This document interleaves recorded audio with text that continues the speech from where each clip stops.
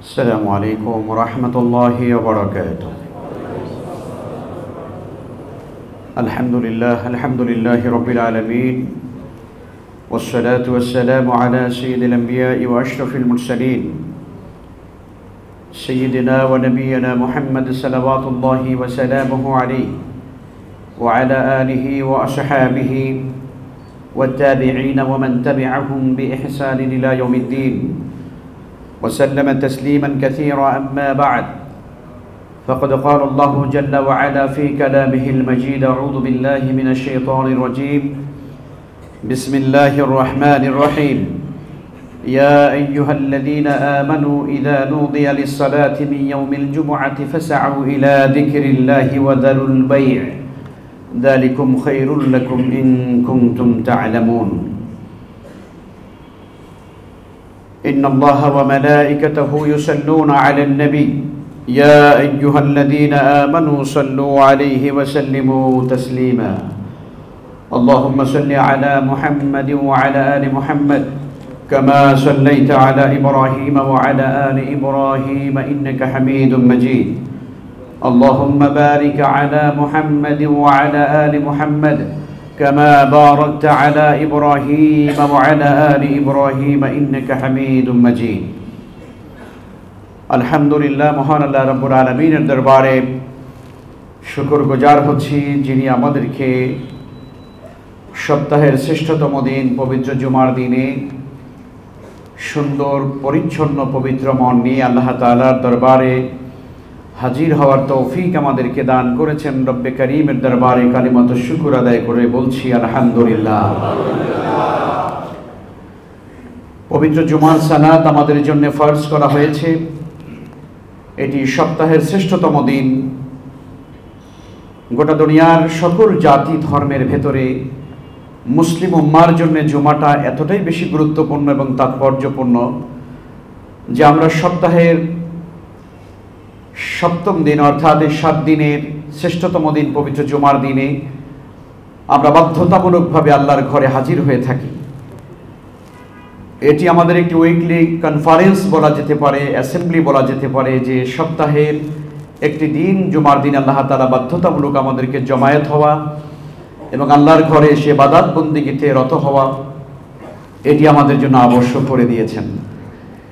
পৃথিবীর অন্য কোনো জাতি ধর্মের জীবনে এরকম জমায়েত হওয়া বা তাদের ধর্ম উপাসনালয়ে হাজির হওয়ার বিধান থাকলেও আজ পৃথিবীর সকল ধর্মগুলোই আজ ধীরে ধীরে তাদের এই ধর্মীয় রীতিনীতি কার্যক্রমগুলো বন্ধ হওয়ার পথে। কিন্তু আমরা দেখতে পাচ্ছি ইসলাম ধর্ম এমন একটি পবিত্র ধর্ম, পরিচ্ছন্ন ধর্ম, যে এটি ক্রমবর্ধমান। এটির কার্যক্রম, এটির প্রতি মানুষের আকর্ষণ, এটির প্রতি মানুষের হৃদয়ের যে আকাঙ্ক্ষা, এটি ক্রমান্বয়ে বেড়েই চলছে। আলহামদুলিল্লাহ। পৃথিবীর অন্যান্য জাতির মানুষের আজ তাদের জীবনে শান্তি স্বস্তি না পাওয়ার কারণে আজ তারা শান্তির নেশায় হন্যে হয়ে তারা ঘুরে বেড়াচ্ছে। আলহামদুলিল্লাহ, তারা এই শান্তি, তাদের ইহুদি ধর্মের লোকেরা শান্তি পাচ্ছে না, খ্রিস্টান ধর্মের লোকেরা তাদের ধর্মীয় বিধিবিধানে তারা শান্তি পাচ্ছে না। শান্তির নেশায়, শান্তির আশায় তারা আজকে ইসলামের দিকে তারা আবির্ভূত হচ্ছে, ইসলামের দিকে তারা আগমন করছে, ইসলামের পতাকা তলে তারা, সুশীতল ছায়া তলে তারা আশ্রয় গ্রহণ করছে। বলুন আলহামদুলিল্লাহ। এটি আমাদের জন্য অত্যন্ত গুরুত্বপূর্ণ। কিন্তু আমরা যারা ইসলাম ধর্মে যারা আছি, ইসলামকে যারা চর্চা করি, যারা মুসলিম হিসাবে আমরা পরিচয় দিই, মুসলিম উম্মার সদস্য হিসাবে আমরা নিজেরা যারা নিজেদেরকে নিয়ে গর্বিত, আমরা আসলে কতটা ইসলামকে অ্যানালাইসিস করি, প্র্যাকটিস করি, কতটা আমরা চর্চা করি, সেটা বোধহয় আবারও আমাদের পুনরায় চিন্তা করা দরকার। আমরা যারা আসলে বংশানুক্রমে আমরা মুসলিম হয়েছি, পিতামাতা মুসলমান ছিল তাই আমি মুসলিম, আসলে আমাদের ভেতরে ইসলামের চর্চা, ইসলামের প্র্যাকটিসটা অন্য ধর্ম থেকে যে মানুষেরা এসে ইসলাম ধর্মে আশ্রয় নেয় তাদের প্র্যাকটিসের চাইতে অনেক দুর্বল। অন্যরা আসলে ইসলামকে বুঝে শোনে, ইসলামকে চর্চা করে তারা ইসলামে আসে, আর আমরা আসলে হয়তো সেই চর্চা, সেই অ্যানালাইসিস আমাদের জীবনে না থাকবার কারণে আমরা আজ অনেক কষ্ট পাই, ইসলামকে আমরা সত্যিকারে অনুধাবন করতে পারি না। যে কারণে আমাদের ব্যক্তি, পরিবার, সমাজ এবং রাষ্ট্রীয় জীবনে যেভাবে শান্তি স্বস্তি থাকার কথা সেটা আমাদের জীবনে আজকে আসছে না। এই জন্য আমি আমার সম্মানিত মুসলিম কেরাম সবাইকে উদাত্ত আহ্বান জানাতে চাই, ইসলামকে শুধুমাত্র আমরা বাপ দাদার ধর্ম হিসেবে পেয়েছি এভাবেই আমরা আমল করব না, বরং ইসলামকে নিজেরা বুঝে প্র্যাকটিসিং মুসলিম হওয়ার চেষ্টা আমরা করব। আমরা ইসলামকে চর্চা করবার চেষ্টা করব। আল্লাহ তাআলা আমাদেরকে তৌফিক দান করুন। এই চর্চা না থাকবার কারণে ইসলাম সম্পর্কে নানান মিসকনসেপশন আমাদের মধ্যে কাজ করে, আমরা বুঝতে পারি না, বুঝি না। আল্লাহ সুবহানাহু ওয়া তাআলা জুমার দিনকে আমাদের জন্য পবিত্র করেছেন। এটি আমাদের অত্যন্ত গুরুত্বপূর্ণ, অত্যন্ত গুরুত্বপূর্ণ। জুমার দিনে জুমার সালাতে হাজির হওয়া এটা ঈমানের আলামত। আর কন্টিনিউ যে ব্যক্তি জুমা থেকে গাফিল থাকে, অনুপস্থিত থাকে, জুমার সালাতে হাজির হয় না, এমন ব্যক্তি আসলে এক পর্যায়ে এসে ইসলাম থেকেই ধীরে ধীরে খারিজ হয়ে যায় এবং তার হৃদয়ে মোহরাঙ্কিত হয়ে যায়, মোহর পড়ে যায় এবং সে মুনাফিকের খাতায় চলে যায়। ইসলামের খাতায়, মুসলিমের কাতারে সে আর থাকতে পারে না।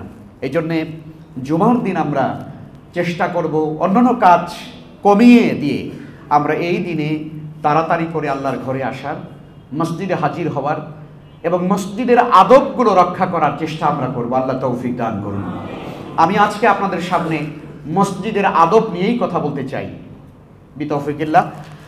আমি প্রথমত যে আয়াতে কারিমা তেলাওয়াত করেছি সূরাতুল জুমা, এই জুমার ভিতরে সূরাতুল জুমার আয়াতে কারিমার মধ্যে আল্লাহ তাআলা ইরশাদ করেছেন, আউযু বিল্লাহি মিনাশ শাইতানির রাজীম, ইয়া আইয়ুহাল্লাযীনা আমানু, ওহে বিশ্বাসীগণ, মুমিনগণ, ইদা নুদিয়া লিস-সালাতি মিন ইয়াউমিল জুমআ, যখন তোমাদেরকে জুমার দিনে আহ্বান করা হয়, আজান দিয়ে যখন তোমাদেরকে ডাকা হয়, ইদা নুদিয়া লিস-সালাতি মিন ইয়াউমিল জুমআ, জুমার দিনে যখন তোমাদেরকে সালাতের জন্য আহ্বান করা হয়, ফাসআউ ইলা যিকরিল্লাহ, তখন তোমরা দ্রুত তোমরা ধাবমান হও, তোমরা দৌড়িয়ে যাও, ইলা যিকরিল্লাহি, আল্লাহর জিকিরের দিকে, আল্লাহর জিকিরকে পালন করবার জন্য তোমরা দ্রুত এগিয়ে যাও। ওয়াদারুল বাই', আর তোমরা ব্যবসা বাণিজ্যকে, দুনিয়াবি সকল কার্যক্রমকে তোমরা কি করো? পরিত্যাগ করো। যালিকুম খাইরুল লাকুম, এটি তোমাদের জন্য অতি উত্তম হবে, ইন কুনতুম তা'লামুন, যদি তোমরা এটা বুঝতে পারো। অর্থাৎ আমরা কখনো কখনো মনে করি যে আরেকটু ব্যবসা করে নেই, আর আধা ঘন্টা একটু দোকানদারি করে নেই, তারপরে যে আমি কোনো রকম 2 রাকাত ফরজ নামাজ পড়ব। আল্লাহ তাআলা বলছেন যে না, যালিকুম খাইরুল লাকুম, আজানও হয়ে গেছে, এখন তুমি মসজিদের দিকে এগিয়ে যাও, এটাই তোমার জন্য উত্তম, যদি তুমি সত্যিকারে বুঝতে পারো, অনুধাবন করতে পারো। এই জন্য জুমার দিনে আগেভাগে মসজিদে আসা, পারিবারিক কাজগুলোকে আগেই গুছিয়ে নেওয়া, অন্যান্য আমার কোনো কাজ থাকলে, অফিসিয়াল কাজ থাকলে, অথবা আমার ব্যবসা বাণিজ্যের কোনো কাজ থাকলে সেগুলোকে আগেই গুছিয়ে নিয়ে জুমার দিনের সময়টাকে একটু বেশি পরিমাণে সময় কাজে লাগানো, এই চেষ্টা করা আমাদের উচিত। আল্লাহ তাআলা যেমনটা আয়াতে কারিমার মধ্যে বলেছেন। সম্মানিত মুসলিয়ান, এই আয়াতে কারিমার মধ্যে আল্লাহ তাআলা বলেছেন যে আল্লাহর জিকিরের দিকে তোমরা কি করো? দ্রুত এগিয়ে যাও। যখন জুমার দিন তোমাদেরকে আহ্বান করা হয়, তোমরা আল্লাহর জিকিরের দিকে এগিয়ে যাও। এখানে জিকির বলতে কি বোঝানো হয়েছে? কালাল ইমাম আল কুরতুবী রাহিমাহুল্লাহু তাআলা, ইমাম কুরতুবী রাহমাতুল্লাহি আলাইহি পৃথিবীর বিখ্যাত একজন মুফাসসির, তিনি বলেছেন এখানে যিকরুল্লাহ বলতে বোঝানো হয়েছে সালাতুল জুমআ, অর্থাৎ জুমার সালাতের দিকে তোমরা এগিয়ে যাও, দ্রুত তোমরা সালাত আদায়ের জন্য সামনের দিকে এগিয়ে যাও।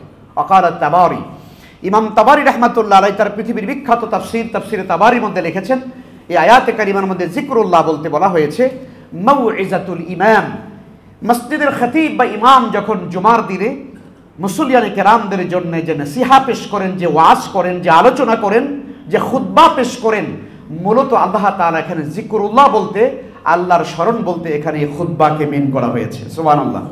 তার মানে হচ্ছে এই খুতবা শোনার জন্য তোমরা দ্রুত এগিয়ে যাও।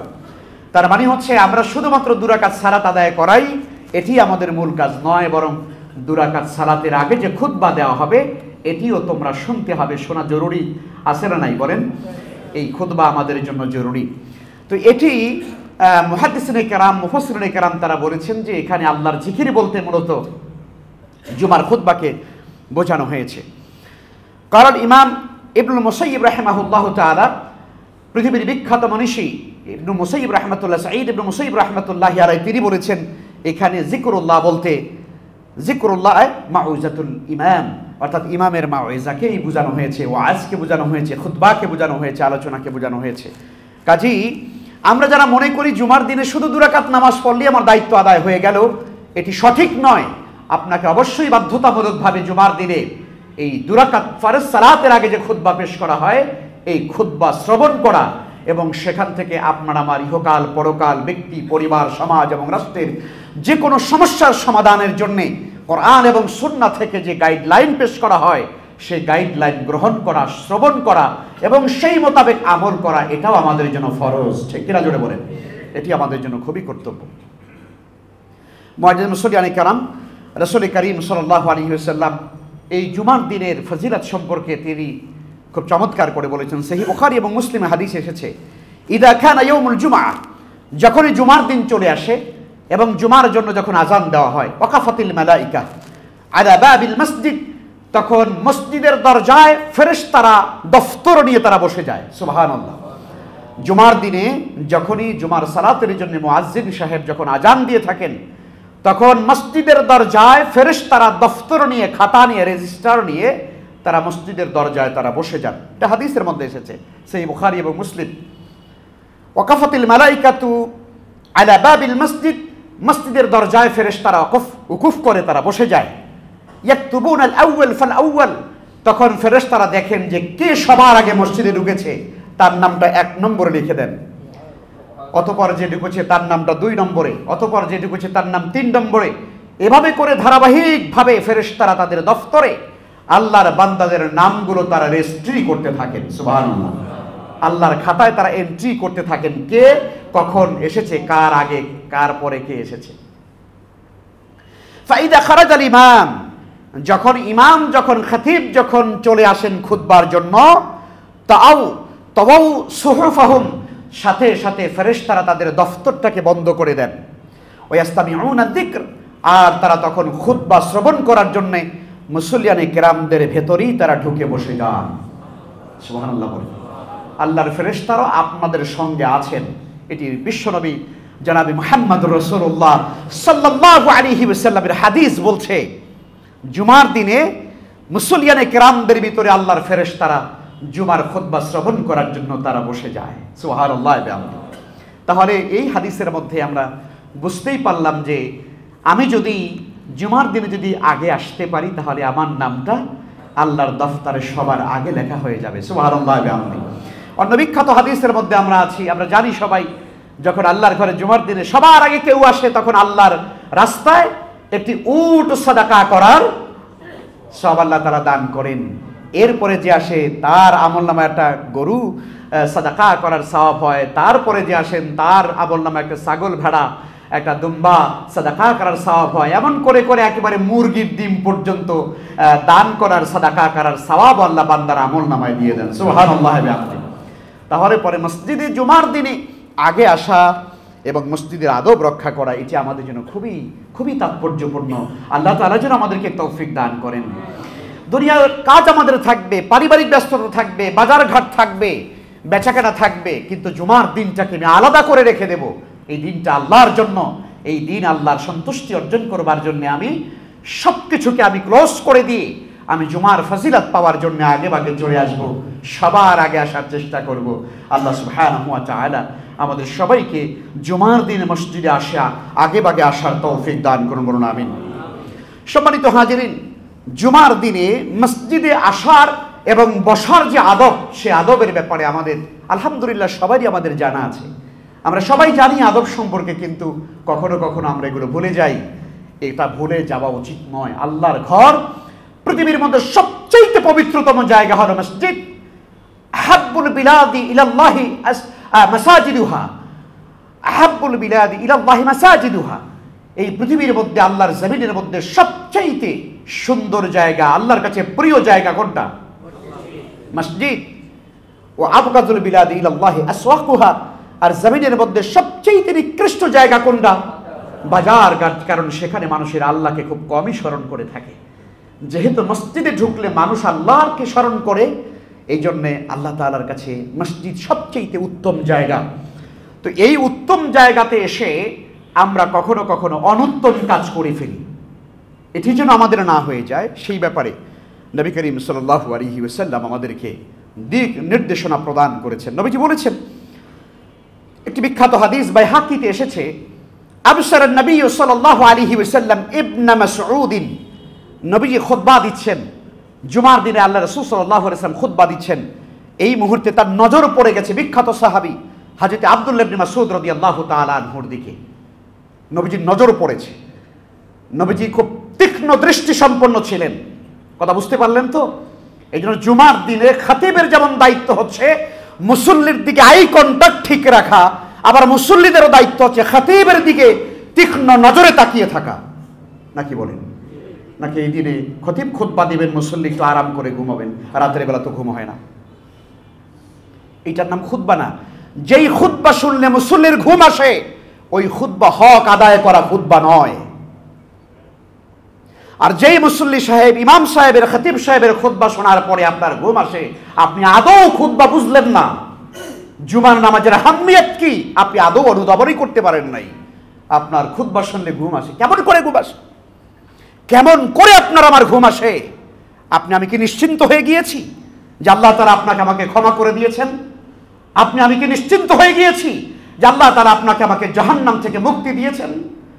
আমি কি নিশ্চিন্ত হয়ে গিয়েছি আপনার আমার কবর আযাব মাফ হয়ে গিয়েছে? কেমন করে তাহলে আমরা ঘুমাই?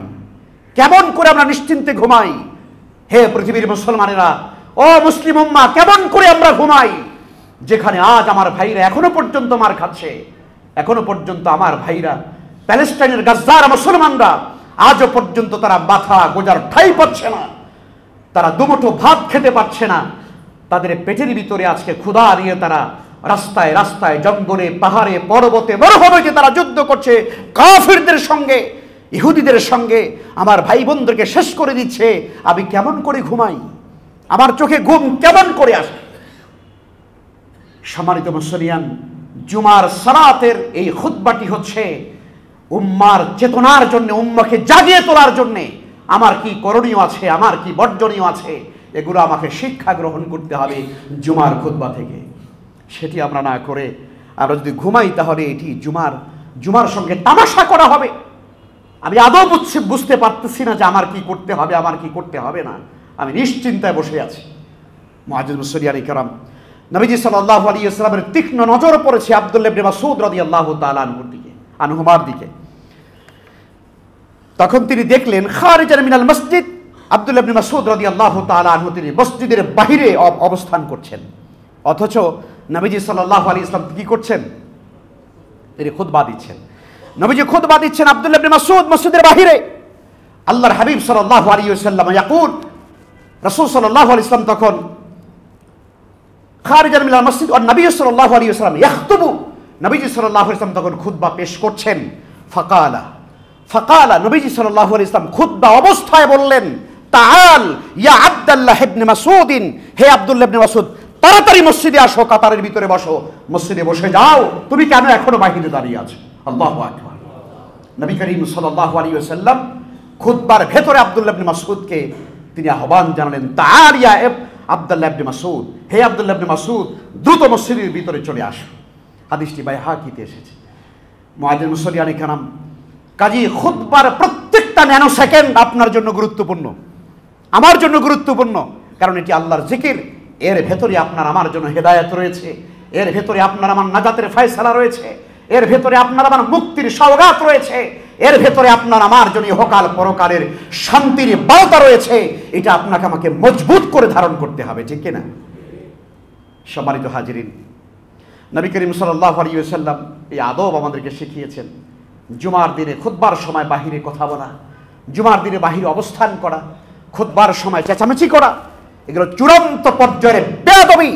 এই বেয়াদবি যেন আমাদের কারো দ্বারা না হয়, কারণ এই বেয়াদবি করলে আপনার আমার জুমা পুরোটাই বরবাদ হয়ে যায়। রাসূল সাল্লাল্লাহু আলাইহি ওয়াসাল্লামের বিখ্যাত হাদিস শুনুন।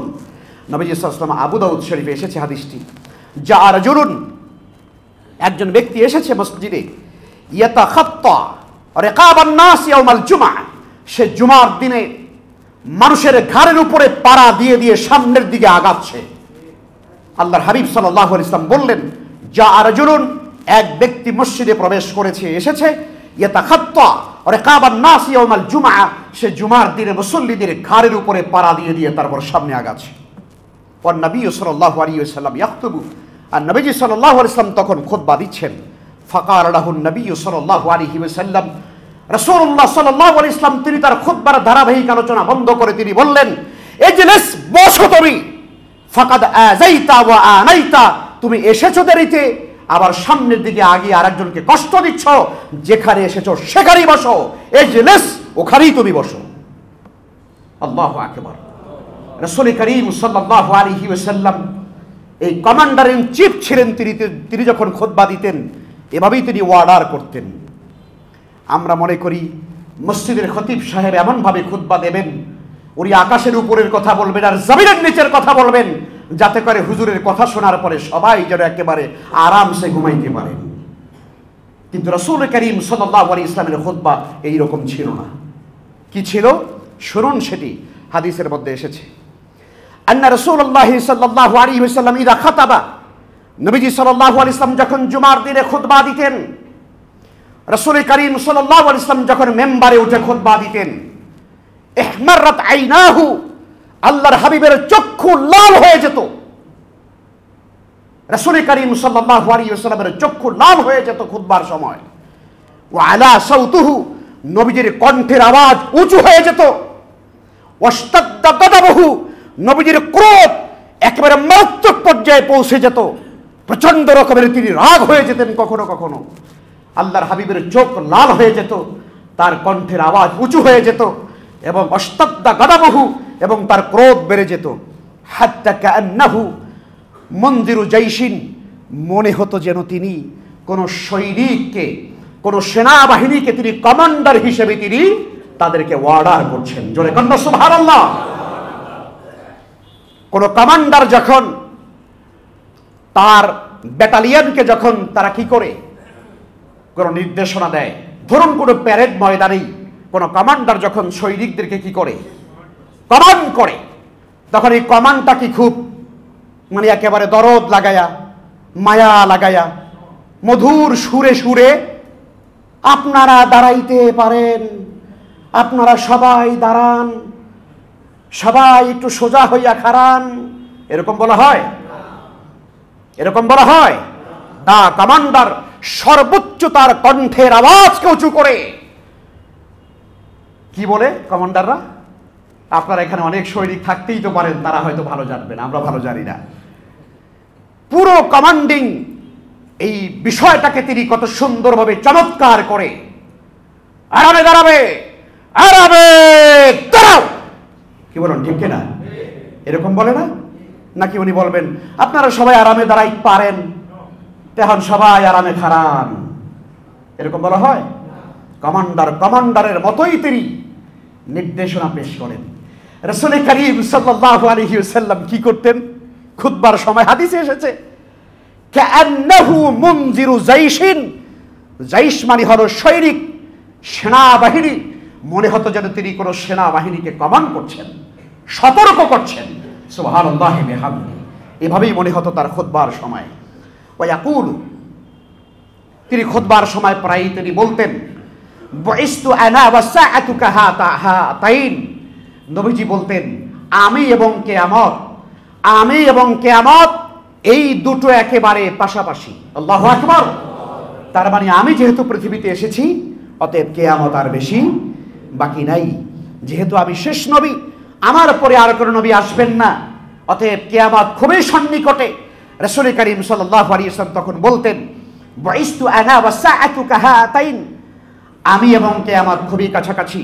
ওয়া ইয়াকুরুনু বাইনা ইসমাইহি সাবাবা ওয়াল উস্তা, নবীজি সাল্লাল্লাহু আলাইহি ওয়াসাল্লাম তখন এই দুটো আঙ্গুলি এরকম করে দেখাতেন, এই দুটো আঙ্গুলি এরকম করে দেখিয়ে বলতেন আমি এবং কিয়ামত এভাবে কাছাকাছি এবং পাশাপাশি।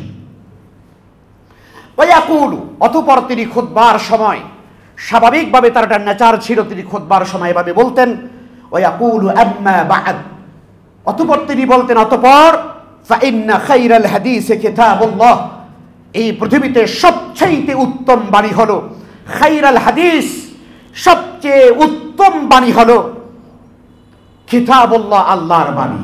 জোরে বলুন না সুবহানাল্লাহ। ফাইন্না খায়রাল হাদিসি কিতাবুল্লাহ, সর্বোত্তম বাণী হলো আল্লাহর বাণী। ওয়া খায়রাল হাদি হাদি মুহাম্মাদিন সাল্লাল্লাহু আলাইহি ওয়াসাল্লাম, আর এই বিশ্ব জগতের সর্বোত্তম হাদি, সর্বোত্তম পথ প্রদর্শক হলেন নবী মুহাম্মদুর রাসূলুল্লাহ সাল্লাল্লাহু আলাইহি ওয়াসাল্লাম। ওয়া শাররুল উমুরি মুহদাসাতুহা, আর সবচেয়ে নিকৃষ্ট কাজ হলো মানুষ যা ইবাদতের নামে নতুন করে সৃষ্টি করে বিদআত। ওয়া শাররুল উমুরি মুহদাসাতুহা ওয়া কুল্লু মুহদাসাতিন বিদআ, আর ইবাদতের নামে প্রত্যেকটা নতুন কাজ হলো বিদআত। ওয়া কুল্লু বিদআতিন দালালা, আর প্রত্যেকটা বিদআত হলো গোমরাহি। ওয়া কুল্লু দালালাতিন ফিন্নার, আর প্রত্যেকটা গোমরাহি মানুষদেরকে জাহান্নামে নিক্ষিপ্ত করবে। সম্মানিত মুসল্লিয়ানে কেরাম, আমি আপনাদের খেদমতে আরজ করতে চাই, নবী করিম সাল্লাল্লাহু আলাইহি ওয়াসাল্লামের এই খুতবার যে পদ্ধতি, এটি আমাদের জন্য মডেল, ঠিক না? এই পৃথিবীতে সকল কাজের ক্ষেত্রে মডেল নবী মুহাম্মদুর রাসূলুল্লাহ সাল্লাল্লাহু আলাইহি ওয়াসাল্লাম। সুতরাং খুতবা কেমন করে দিতে হবে এই হাদিসের আলোকে আমরা ভালো করে বুঝতে পারি। তবে এই কথা আমি বলছি না যে রাসূলুল্লাহ সাল্লাল্লাহু আলাইহি ওয়াসাল্লাম বক্তৃতা দিলে শ্রোতা মণ্ডলীর চোখে পানি আসতো না, এটাও হতো। নবীজি খুতবা দিলে, বক্তৃতা করলে এমন এমন কিছু কথা তিনি বলতেন যা শুনে সাহাবায়ে কেরামের হৃদয় বিগলিত হয়ে যেত, তাদের অশ্রু সিক্ত হয়ে যেত। হাদিসের মধ্যে এসেছে নবীজির খুতবা শোনার পরে কোনো কোনো খুতবা এমন হতো সাহাবায়ে কেরাম তাদের দিলের ভিতরে আল্লাহর মহাব্বত, আল্লাহর ভয় জাগরুক হয়ে যেত এবং তাদের চক্ষু অশ্রু সজল হয়ে যেত। সুবহানাল্লাহ। অতএব জুমার দিনের এই আদবগুলো আমরা যেন প্রত্যেকে যেন আমরা লক্ষ্য করার চেষ্টা করি। দেখুন, নবীজি সাল্লাল্লাহু আলাইহি ওয়াসাল্লাম বলেন, সুনানে আবু দাউদ এবং নাসাইতে হাদিস এসেছে, মান গাসসালা ইয়াউমাল জুমআতি ওয়াক্তাসালা, যে ব্যক্তি জুমার দিনে ভালো করে গোসল করে, আল্লাহর হাবিবের হাদিস, সুম্মা বাক্কারা ওয়াত্তাকারা, এবং সে দ্রুত দ্রুত সবার আগে আগে মসজিদে চলে যায়, ওয়ালাম ইয়ারকাব, কিন্তু সে কোনো আরোহণের উপরে চড়ে না, পায়ে হেঁটে হেঁটে মসজিদে যায়। সুবহানাল্লাহ বলেন। কাছাকাছি থাকলে আমরা তো গাড়ি রিকশা দরকার হয় না, পায়ে হেঁটে আসা সুন্নাহ, নবীজি বলেছেন। ওয়ালাম ইয়ারকাব, কিন্তু সে কোনো আরোহণের উপরে, বাহনের উপরে চড়ে না। ওয়া দানা মিনাল ইমাম, এবং সে মসজিদে ঢুকে ইমামের কাছাকাছি গিয়ে বসে। সুবহানাল্লাহ। ইমামের কাছাকাছি গিয়ে বসে। ফাস্তামা, অতঃপর সে মনোযোগ সহকারে খুতবা শোনে, মন দিয়ে খুতবা শোনে। ওয়ালাম ইয়ালগু, এবং সে কোনো কথাবার্তা বলে না, অযথা কোনো কাজ করে না। লাগাও কথাবার্তা বলা, অযথা শব্দ করা। কানা লাহু বিকুল্লি খাতওয়াতিন, তার প্রত্যেকটা কদমে আল্লাহ তাআলা দান করবেন আমালু সানাতিন, এক বছরের আমলের সওয়াব, আজরু সিয়ামিহা ওয়া কিয়ামিহা, প্রত্যেকটা তার কদমে আল্লাহ তাআলা এক বছরের রোজা আর এক বছরের তাহাজ্জুদের সওয়াব আল্লাহ আমলনামায় দান করবেন। সুবহানাল্লাহ। চিন্তা করে দেখুন তো, হাদিসটা কি আজীব একটা হাদিস না? যে আপনি যদি এই শৃঙ্খলা মেনটেন করেন, খুব ভালো করে বুঝেন, মান গাসসালা ইয়াউমাল জুমআতি ওয়াক্তাসালা, সুন্দর করে ওযু করে। এই জন্য জুমার দিন একটু ভালো করে গোসল করা, ভালো করে গোসল করা, প্রথমে ওযু করা তারপরে গোসল করা। সুন্নাহ হলো প্রথমে ওযু করা তারপরে, নাকি নাকি আমাদের অবস্থাটা হলো আমরা প্রথমে গোসল করি পরে কি করে? এইটা সারা জীবন আমরা গ্রামে বসে দেখেছি। লোকেরা আগে পুকুরের মধ্যে দুপুস করে পুকুরের মধ্যে লাফ দেয়, গোসল করে এরপরে গোসল টোসল ভালো করে শেষ করে তারপরে ওযু করে ওঠে। কিন্তু সুন্নাহ হচ্ছে গোসলের আগে ওযুর মতো ভালো করে ওযু করা, সুবহানাল্লাহ, তারপরে গোসল করা, এরপরে আর ওযু করার দরকার নেই। নবীজি বললেন যে জুমার দিনে ভালো করে গোসল করবে, তাড়াতাড়ি মসজিদে আসবে, পায়ে হেঁটে হেঁটে মসজিদে আসবে এবং ইমামের সামনে গিয়ে বসবে, মনোযোগ সহকারে খুতবা শুনবে। রাসূল করিম সাল্লাল্লাহু আলাইহি ওয়াসাল্লাম বলেন তার প্রত্যেকটা কদমে আল্লাহ তাআলা এক বছরের তাহাজ্জুদ এবং এক বছরের সিয়ামের সওয়াব আল্লাহ আমলনামায় দান করবেন। এই সওয়াবটা আমরা পেতে চাই, জোরে বলুন পেতে চাই। তাহলে আমরা ইনশাআল্লাহ তাআলা এই নিয়মগুলো আমরা মেনে চলার চেষ্টা করব। নবী করিম সাল্লাল্লাহু আলাইহি ওয়াসাল্লামের আরেকটি হাদিস কত সুন্দর, নবীজি বলেছেন মানিকিতাসালা ইয়াউমাল জুমআহ, যে ব্যক্তি জুমার দিনে সুন্দর করে গোসল করলো, ওয়া মাসসা মিন তিবি ইমরাতিহি, এবং তার স্ত্রীর কাছে কিছু সুগন্ধি চেয়ে সে সুগন্ধি ব্যবহার করলো। এই জন্য এই হাদিস থেকে বোঝা যায় যে সুগন্ধিটা স্ত্রীর কাছে রেখে দিলে ভালো। তাহলে জুমার দিন আপনি চেয়ে তারপরে তার কাছ থেকে এনে ব্যবহার করবেন। সুবহানাল্লাহ। নিজের কাছে না রেখে কার কাছে? স্ত্রীর কাছে। যেন জুমার দিন আপনি তার কাছে বলতে পারেন, কই আমার আতরটা দাও তো। কথা বলেন না কেন? কারণ রাসূল সাল্লাল্লাহু আলাইহি ওয়াসাল্লাম এখানে বলেছেন, ওয়া মাসসা মিন তিবি ইমরাতিহি, সে তার স্ত্রীর কাছে তালাশ করে তারপরে একটু সুগন্ধি ব্যবহার করলো। সুবহানাল্লাহ। ইন কানা লাহা, যদি তার কাছে সুগন্ধি থাকে, ওয়া লাবিসা মিন সালিহি সিয়াবিহি, এবং সে সুন্দর পোশাক পরিধান করলো। নবীজি বলেন, সুম্মা লাম ইয়াতাখাত্তা রিকাবান নাস, মানুষের ঘাড়ের উপরে পাড়া দিল না। ওয়া লাম ইয়ালগু ইনদাল মাউইজা, এবং ইমাম এবং খতিব যখন খুতবা দিবেন তখন সেই সময় তারা কোনো কথাবার্তা বলল না, কোনো কথাবার্তা বলল না। কানাত কাফারাতান লিমা বাইনাহুমা, ওই ব্যক্তির জন্য এটি কাফারা হয়ে যাবে, অর্থাৎ 1 বছরের গুনার জন্য, গুনার ক্ষেত্রে আল্লাহ তাআলা এই আমলটাকে কাফারা হিসাবে কবুল করে নেবেন। সুবহানাল্লাহ। তার মানে 1 বছরের গুনাহ আল্লাহ মাফ করে দেবেন। সুবহানাল্লাহ।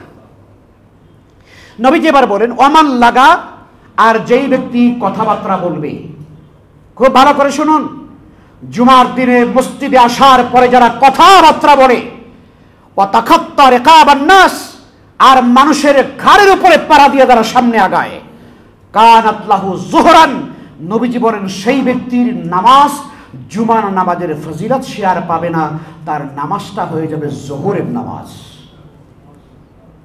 সে যোহরের নামাজের সালাতের সওয়াব পাবে, কিন্তু জুমার দিনের স্পেশাল যে ফায়দা, যে মর্তবা, যে মর্যাদা, এটি সে পাবে না। কেন? কেন পাবে না? যেহেতু সে কথা বলেছে। কি করেছে? কথা বলেছে, এবং সে মানুষের ঘাড়ের উপরে পাড়া দিয়ে সামনে গেছে। আমরা এই কাজটা অনেকে করতে পছন্দ করি। কথা বলেন, এই কাজটা আমরা অনেকে করতে পছন্দ করি। আমরা মনে করি যে মানুষের ঘাড়ের উপরে পাড়া দিয়ে সামনে না গেলে আল্লাহ তাআলা মনে হয় জুমার দিনের ফজিলত আমাকে দেবে না। মুআজ্জিন মুসল্লিয়ানে কেরাম, এই কাজটি করলে পরে আপনার আমার জুমার দিনের সমস্ত নেক আমলগুলো বরবাদ হয়ে যায়। এই জন্যে জুমার দিনে এতটাই বেশি জবানকে, জিহ্বাকে বন্ধ রাখা উচিত। আপনার পাশে যদি কেউ কথা বলে, ধরুন আপনার পাশে একজন লোক কথা বলছে, তখন আপনি কি বলবেন? বলবেন কি? যে ভাই চুপ থাকো। হাদিসের মধ্যে বলা হয়েছে, কেউ পাশে যদি কথা বলে তাহলে তাকে বলাও যাবে না তুমি চুপ করো, এইটাও বলা যাবে না, কারণ এইটা বলার দ্বারাও আপনি একটা কথা বলে ফেললেন। সম্মানিত মুসলিয়ান, আমরা এই ব্যাপারে সচেতন করতে চাই আপনাদেরকে, আমরা নিজেরা সচেতন হতে চাই। পারবো ইনশাআল্লাহ? জোরে বলুন না, পারবো ইনশাআল্লাহ? জুমার দিনে যেখানে জায়গা পাবো সেখানে বসবো, এটাই আপনার জন্য কল্যাণকর। আপনি মোটেও আরেকজনকে কষ্ট দিয়েন না, আরেকজনের কষ্টের কারণ আপনি হবেন না। যদি এটা করতে যান তাহলে আপনার জুমার দিনের যে ফজিলত, সেটা থেকে আপনি বঞ্চিত হয়ে গেলাম। আল্লাহ তাআলা যেন আমাদেরকে বোঝার তৌফিক দান করেন, আমল করার তৌফিক দান করেন। জুমার দিনে মসজিদে এসে আওয়াজ করা, কথাবার্তা বলা, বিশৃঙ্খল পরিবেশ সৃষ্টি করা, এটা জুমার দিনের সাথে সম্পূর্ণরূপে বেয়াদবি করা। এই বেয়াদবি যারা করেন তারা আসলে মূলত আল্লাহর রহমত থেকে বঞ্চিত হয়ে যায়। আল্লাহর রহমত থেকে তারা বঞ্চিত হয়ে যায়। এই জন্য আল্লাহ তাআলা যেন আমাদের সবাইকে জুমার দিনের এই আদবগুলো মেনে চলার তৌফিক দান করেন। মুআজ্জিন মুসল্লিয়ানে কেরাম, জুমার দিনের আদবের মধ্যে এবং কর্তব্যের মধ্যে আরেকটা গুরুত্বপূর্ণ কর্তব্য হলো কাতারগুলো সোজা করা। এই কাজটা কি আমরা করি? বহু মুসল্লি আছে পেছনে দাঁড়িয়ে থাকবেন, সামনের কাতারে ফাঁকা আছে, বোমা মারলেও সামনে যাবে না। আছে না নাই? আপনি বোমা মারতে পারেন, অসুবিধা নেই, ককটেলও মারতে পারেন, কিন্তু উনি সামনে যাবে না। আমি বুঝি না আমাদের এই অবস্থা কেন। আল্লাহর ঘরে এসে সামনের কাতারে যে যত বেশি সামনে আগাবে, সে আল্লাহর জান্নাতের দিকে তত বেশি এগিয়ে গেল, আল্লাহর রহমতের দিকে সে তত বেশি এগিয়ে গেল। অথচ এই লোকদেরকে ধাক্কায়ও বলেও সামনে আনা যায় না। কেমন একটা অবস্থা! কাতারগুলো ফাঁকা পড়ে থাকে, কিন্তু আমরা পেছনে দাঁড়িয়ে থাকি। এটি উচিত নয়। রাসূল করিম সাল্লাল্লাহু আলাইহি ওয়াসাল্লাম যখন নামাজে দাঁড়াতেন, আনাস ইবনে মালিক রাদিয়াল্লাহু তাআলা আনহু থেকে বর্ণিত, নবীজি সাল্লাল্লাহু আলাইহি ওয়াসাল্লাম যখন নামাজে দাঁড়াতেন তখন তিনি ইকামত হওয়ার পরে তিনি ইমামতের জায়গায় তিনি দাঁড়াতেন, দাঁড়িয়ে বলতেন সাফু সুফুফাকুম ফাইন্না তাসবিয়াতাস সুফুফ মিন ইকামাতিস সালাহ, তোমরা তোমাদের কাতারগুলোকে সোজা করো, কাতার সোজা করো, ফাঁকা বন্ধ করো, কারণ তোমার কাতার সোজা করাটাই তোমার নামাজের পরিপূর্ণতা এবং নামাজ কায়েমের জন্য শর্ত। জোরে কন্যা সুবহানাল্লাহ। অতএব মসজিদে এসে নামাজ পড়লাম আর আমার নামাজ আল্লাহ নিয়ে যাবে, কবুল করে ফেলবে, ব্যাপারটা এরকম না, সিস্টেম আছে। মুয়াজ্জিন মুসল্লিয়ান ইকরাম, অতএব মসজিদের ভেতরে কাতারগুলো সোজা করা, মুসল্লিয়ান ইকরাম একদম গায়ের সঙ্গে গা লেগে লাগানো, দাঁড়ানো, এইটা জরুরত আছে নাকি নাই? নাকি একটু ফাঁকা ফাঁকা না রাখলে? আমি অভিজাত পরিবারের মানুষ, অনেক টাকাওয়ালা, আরেকজনের গায়ের সঙ্গে আমার গা লাগবে, এটা হয় নাকি? আসি না এরকম? আমরা আসি তো আমরা কিছু। সম্মানিত মুসলিয়ান, যাদের ব্যক্তিত্ব আল্লাহর ঘরে এসে এরকম যে আমার কাদের সঙ্গে আরেকজনের কাঁধ, আমার বাহুর সঙ্গে আরেকজনের বাহু টাচ লাগলে পরে আমার খারাপ লাগে, আল্লাহর ওয়াস্তে আপনি সামনে এসে দাঁড়ান, আপনি পিছনে দাঁড়ান, আপনি পিছনে দাঁড়ান। আপনার কারণে কাতার যদি ফাঁকা থাকে তাহলে পরে নামাজের পরিপূর্ণতার জন্য এই ত্রুটির জন্য আপনি দায়ী। কথা বলেন। কিন্তু আজ আমরা মসজিদে এসে এই অবস্থা আমাদের অনেকের মধ্যে আছে। আল্লাহ তাআলা যেন আমাদের সবাইকে সতর্ক হওয়ার তৌফিক দান। এই জন্য আপনারা দেখবেন বাইতুল্লাহ যারা গিয়েছেন তারা দেখেছেন ইমাম সাহেব যখন ইকামত হয়ে যায় তখন তিনি এই কথাগুলো বলেন, ইস্তাবু, কাতার সোজা করো, আকিমু সুফুফাকুম, সবগুলোকে সোজা করো, আকিমু সুফুফাকুম তারাসু, কাছাকাছি এসে দাঁড়াও, সুদ্দুল খালাল, ফাঁকা বন্ধ করো, এই কথাগুলো তারা বলে থাকেন। কিন্তু কই আমাদের মধ্যে প্রায় মসজিদে দেখবেন মুসল্লিরা দাঁড়ায়, একজনের সাথে আরেকজনের গা অন্তত মাঝখানে 1-1.5 বিঘত পর্যন্ত ফাঁকা। আসলে নাই? কথা বলেন। নামাজ হবে না, চূড়ান্ত ফতোয়া, নামাজ হবে না। আমি নামাজ পড়ি এই আপনার যেই মসজিদে ওয়াক্তিয়া নামাজ, তো সেই মসজিদে একদিন গিয়ে দেখি, আমি একবারে সামনের কাতারে গিয়ে তারপরে দেখলাম যে মাশাআল্লাহ এশার নামাজের সময়, এশার সালাত 8:30টায়, তো বেশ আমি আগেই গেলাম, 10-15 মিনিট আগে গিয়ে 2 রাকাত পড়ে আমি বসলাম। বসার পরে দেখি সামনের কাতারে মাশাআল্লাহ একদম সামনের কাতারে প্রায় দেখলাম যে বয়স্ক মুরব্বী মুসল্লি। খুব ভালো লাগলো দেখে আমার যে মাশাআল্লাহ আল্লাহর বান্দার আল্লাহর ঘরে এসে সামনের কাতারে বসেছেন। কিন্তু এটাও দেখলাম যে প্রত্যেকেই আলাদা আলাদা জায়নামাজের উপরে দাঁড়ানো। কিসের উপরে দাঁড়ানো? খুব ভালো। মসজিদে আপনি জায়নামাজে দাঁড়াবেন, এটা আপনার জন্য সুন্দর। জায়নামাজে আপনি দাঁড়াতেই পারেন, এটা আপনার টাকায় কেনা জায়নামাজ। বা যে কোনো জায়গায় অনেকের ডাস্টের সমস্যা থাকে, সাইনোসাইটের সমস্যা থাকে, নানান রকমের আপনার সমস্যা হতেই তো পারে। আপনি আপনার জায়নামাজে নামাজ পড়লে আপনি কমফোর্ট ফিল করবেন, ইসলাম এটা নিষেধ করে না। কিন্তু আমি দ্বিতীয় কাতারে দাঁড়িয়ে পুরো কাতারটা অবজারভেশন করলাম আমি ওই মসজিদে। তো দেখি যে মাশাআল্লাহ প্রত্যেক মুসল্লি তারা আলাদা আলাদা করেই তারা জায়নামাজে দাঁড়িয়েছে। তা আমি ভাবলাম হয়তো এখন হয়তো বসছে, কিন্তু যখন নামাজ শুরু হবে তখন তারা হয়তো মিলেমিশে গায়ে গায়ে মিলেমিশে তারা দাঁড়িয়ে যাবে। কিন্তু আল্লাহে আমি যখন নামাজে দাঁড়ালাম, জামাত যখন শুরু হয়ে গেল, তখন আমি দেখলাম একজন মুসল্লির সাথে আরেকজন মুসল্লির ফাঁকা হলো 1 বিঘত থেকে 1.5 বিঘত, 2 বিঘত পর্যন্ত ফাঁকা। সবাই যার যার জায়নামাজেই দাঁড়ায় আছেন। কথা কি বুঝতে পারলেন আপনি? এই জন্য আমি আপনাদেরকে উদাত্ত আহ্বান জানাই, যারা জায়নামাজে দাঁড়াবেন, আপনার জায়নামাজে অন্য কারো পা পড়লে যদি আপনার সমস্যা হয়, আপনি আল্লাহর হস্তে মসজিদে জায়নামাজ আনবেন না। কথা বলেন না কেন? এরকম আছি না আমরা? আমার জায়নামাজে আরেকজন পা দিবে, আবার গা গিট গিট করে, আপনার মসজিদে জায়নামাজ আনার কোনো দরকার নাই। আপনি মসজিদে জায়নামাজ আনতে পারেন না। আপনার জায়নামাজের উপরে আরেকজনের পা পড়লে আপনার এত সমস্যা হবে, আপনি জায়নামাজ কেন এনেছেন? সম্মানিত মুসল্লি, আপনার কথা বলতে হবে না তো, আপনার কথা বলতে হবে না, আমি বলছি। সম্মানিত মুসল্লিয়ানে কেরাম, খুব পরিষ্কারভাবে মসজিদের আদব লক্ষ্য রাখবেন। যায় নামাজে দাঁড়াবেন, কোনো সমস্যা নাই, কিন্তু যখন নামাজ যখন দাঁড়িয়ে যাবে, জামাত যখন দাঁড়িয়ে যাবে, তখন ডান থেকে বাম থেকে মুসল্লিদেরকে টেনে আপনার যায় নামাজে দাঁড় করাবেন। ঠিক না?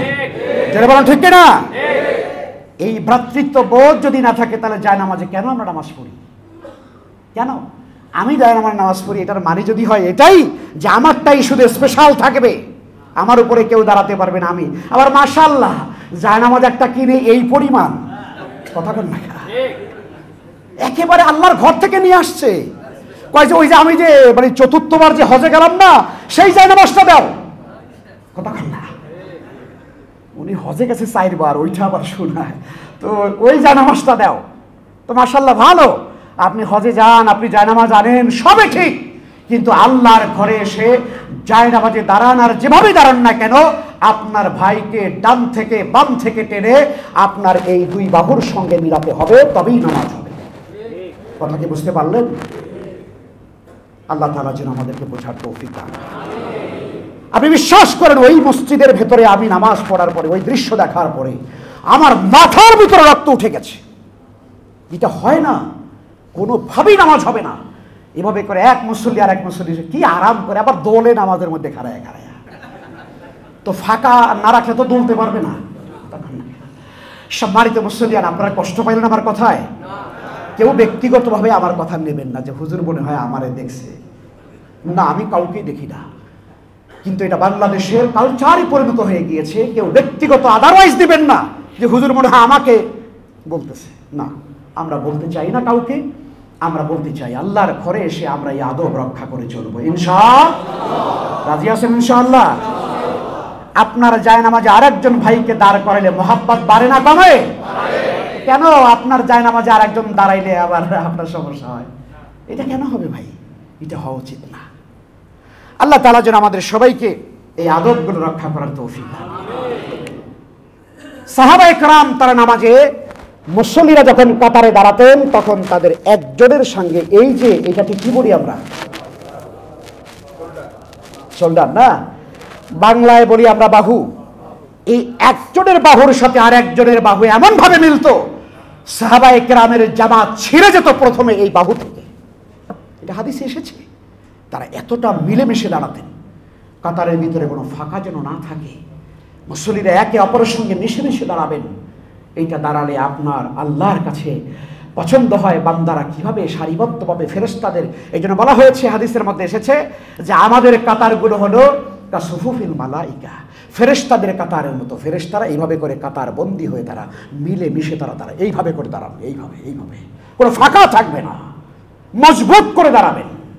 একটু ফাঁকা আছে, আবার আরেকজন ওই ফাঁকাটা বন্ধ করার জন্য উনি আবার এইদিকে আগায় দাঁড়ায়, আছে না নাই? না, আপনি এইদিকে যান যাতে করে আরেকজন মুসল্লি ওখানে এসে দাঁড়াতে পারে। একটু কষ্ট হবে, কিন্তু নামাজটা আল্লাহর কাছে গৃহীত হবে, আল্লাহর কাছে কবুল হয়ে যাবে। সুবহানাল্লাহ বলেন। কষ্ট পাইলেন আপনারা?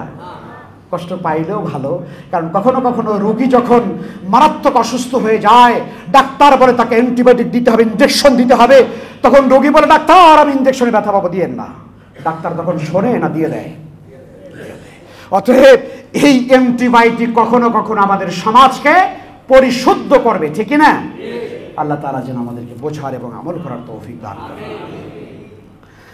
মুআজ্জিন মুসল্লিয়ানে কেরাম, জুমার খুতবাতে কোন কোন বিষয়ে আলোচনা হওয়া উচিত আর কোন কোন বিষয়ে আলোচনা হওয়া উচিত না, এটাও গুরুত্বপূর্ণ একটা প্রসঙ্গ। জুমার খুতবা হচ্ছে এটা এমন একটি জায়গা, একজন মুসলিমের, মুসলিম সমাজের, মুসলিম উম্মার ব্যক্তিগত, পারিবারিক, সামাজিক, রাজনৈতিক, আর্থসামাজিক যে কোনো বিষয়কেই কোরআন এবং সুন্নাহর আলোকে এই মেম্বার থেকে উচ্চারণ করা হবে, এটাই হলো খুতবা। এটাই খুতবা। অর্থাৎ খুতবার মূল বক্তব্য হলো সমকালীন এবং পৃথিবীতে মানুষের জীবনে চলমান যে কোনো সমস্যার কোরআন এবং সুন্নাহ ভিত্তিক সমাধান। এটার নাম কি? এটার নাম খুতবা। এখন এই খুতবা আমরা অনেকে অভ্যস্ত না, আমরা অনেকে মনে করি খুতবা মানে হলো 12 চান্দের একটা খুতবা, আজ থেকে 80 বছর আগে লেখা। আমি খতিব সাহেব ওই 80 বছর আগের 12 চান্দের খুতবা এখানে দেখে দেখে পড়বো, আপনারা সুন্দর আরামসে ঘুম দিবেন, মনে করে নিয়েছি ওইটা খুতবা। অসম্ভব। ওইটা খুতবা নয়। খুতবা হলো মানব জীবনের চলমান যে কোনো সমস্যার কোরআন এবং সুন্নাহ থেকে সমাধান। এটার নাম হলো খুতবা। এটাই খুতবা। আপনি কি করে বুঝতে পারলেন যে আমার আল্লাহর কোরআনে কারীমকে পরিবর্তন করা হবে, বিকৃত করা হবে, আর আমি মুসলমান হিসাবে নিশ্চুপ থাকবো? কি করে আপনি বুঝলেন? ইসলামকে বিকৃত করা হবে, কোরআনে কারীমের বিধানকে পরিবর্তন করা হবে, আর মসজিদের খতিব সাহেবরা চুপ করে থাকবেন, কি করে বুঝলেন? মুসলমানরা চুপ থাকবে, কি করে বুঝলেন? গোটা পৃথিবীর মুসলমানদেরকে মেরে শেষ করে দিবে, মসজিদ মাদ্রাসাগুলো ধ্বংস করে দিবে, আর আমরা খতিব সাহেবরা চুপচাপ মিষ্টি মিষ্টি আপনার ফাজাইলে আমলের বয়ান করে চলে যাব। এটা কি করে বুঝেন? উম্মতের জন্য যখন যা দরকার সেইটা কোরআন এবং সুন্নাহ থেকে উপস্থাপন করাটাই হলো খুতবার দাবি। ঠিক কিনা বলেন? সম্মানিত মুসল্লিয়ানে কেরাম, এটা নিয়ে আমরা ভালো আলহামদুলিল্লাহ বুঝতে পারি মসজিদে জুমার দিনে মেম্বার থেকে কোন বিষয়ে কথা বলা উচিত আর কোন বিষয়ে কথা বলা উচিত নয়, এতটুকুন যোগ্যতা, এতটুকুন জ্ঞান, এতটুকুন প্রজ্ঞা আল্লাহ তাআলা আমাদেরকে দিয়েছেন। অতএব আল্লাহর ঘরের শান্তিপূর্ণ পরিবেশকে আমরা কখনো কেউ যেন অশান্ত না করি। আল্লাহ তাআলা আমাদের সবাইকে বোঝার, আমল করার তৌফিক দান করুন। সকলে বলুন আমিন। মসজিদের আদবগুলো রক্ষা করে চলার তৌফিক দান করুন। আল্লাহর দরবারে আমরা প্রত্যেকে যেন তার নেক বান্দা হিসাবে হাজির হতে পারি, তৌফিক দান করুন। গোটা দুনিয়ার মুসলিম উম্মাহকে আল্লাহ তাআলা রহমত নাজিল করুন।